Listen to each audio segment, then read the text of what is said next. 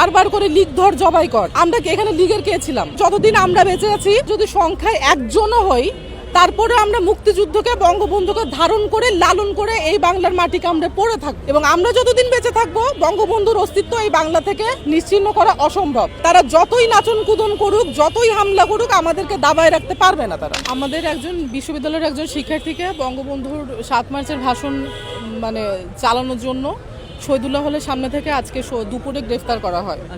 তো আমরা সেটার প্রতিবাদ স্বরূপ আমরা ক্যাম্পাসে বঙ্গবন্ধুর ভাষণ বাজানোর সিদ্ধান্ত নেই। কারণ বঙ্গবন্ধুর ভাষণ কোনো নিষিদ্ধ জিনিস না, এটি কোনো অপরাধও না। তো সেই ভাষণ বাজানোর জন্য যখন একজন শিক্ষার্থীকে আসলে গ্রেফতার করা হয়, সেটি আসলে সম্পূর্ণ পুলিশি নিপীড়ন। সেই পুলিশি নিপীড়নের প্রতিবাদে আমরা যতদিন পর্যন্ত আমাদের এই শিক্ষার্থীটিকে আমরা মুক্ত না করতে পারবো, ততদিন আমরা এই ভাষণ ক্যাম্পাসে বাজানোর সিদ্ধান্ত নেই। এবং যখন আমরা এখানে বাজানো শুরু করি, আমরা কোনো ব্যক্তিগত বক্তব্য মতামত কিচ্ছু দেয়নি, আমরা শুধুমাত্র ভাষণটি বাজিয়েছি। তারপরও বারবার করে শোডাউন, বারবার করে লীগ ধর জবাই কর। আমরা এখানে লীগের কে ছিলাম? তারপরে এই যে অতর্কিত হামলা করে ব্যাটারি চিনিয়ে নেওয়া যাওয়া হয়েছে, মাইক নিয়ে যাওয়ার চেষ্টা করা হয়েছিল, আমরা বাধা দিয়েছি। এবং আমি একজন নারী, আপনারা দেখেছেন গত 1.5 বছরের নারীদের কি নারী বিদ্বেষী আচরণ তারা করেছে, কিভাবে নারীদের উপর তারা নানান রকম নির্যাতন নিপীড়ন করেছে।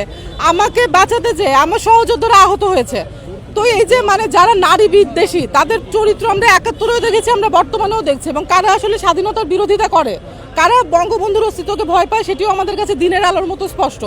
আমি তাদেরকে বলে দিতে চাই স্পষ্ট করে যে যতদিন আমরা বেঁচে আছি, আমরা কেউ না কেউ আমরা বঙ্গবন্ধুর অস্তিত্ব এবং মুক্তিযুদ্ধকে আমরা ধারণ করব, লালন করব। এবং আমরা যতদিন বেঁচে থাকবো, কোনোভাবেই মুক্তিযুদ্ধকে বাংলাদেশ থেকে নিশ্চিহ্ন করা যাবে না। কোনো সংগঠনের পক্ষ থেকে আসেনি, আমরা সব প্রণোদিত হয়ে এসেছি।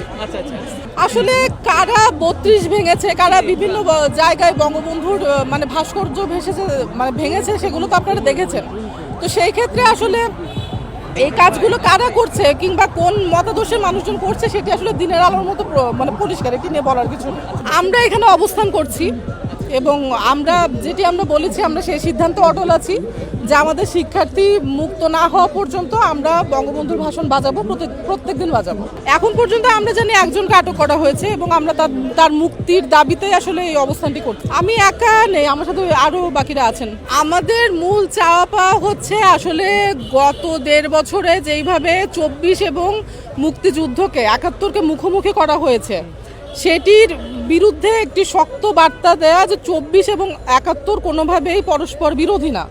এবং এই মুক্তিযুদ্ধ বিরোধীরা যেইভাবে করে বাংলাদেশের মুক্তিযুদ্ধের বঙ্গবন্ধুর অস্তিত্ব মুছে ফেলার চেষ্টা করেছে, তাদের প্রতিও একটি কড়া বার্তা দেওয়া যে আমরা যদি সংখ্যায় একজনও হই, তারপরে আমরা মুক্তিযুদ্ধকে, বঙ্গবন্ধুকে ধারণ করে লালন করে এই বাংলার মাটিকে আমরা পড়ে থাকবো। এবং আমরা যতদিন বেঁচে থাকবো, বঙ্গবন্ধুর অস্তিত্ব এই বাংলা থেকে নিশ্চিহ্ন করা অসম্ভব।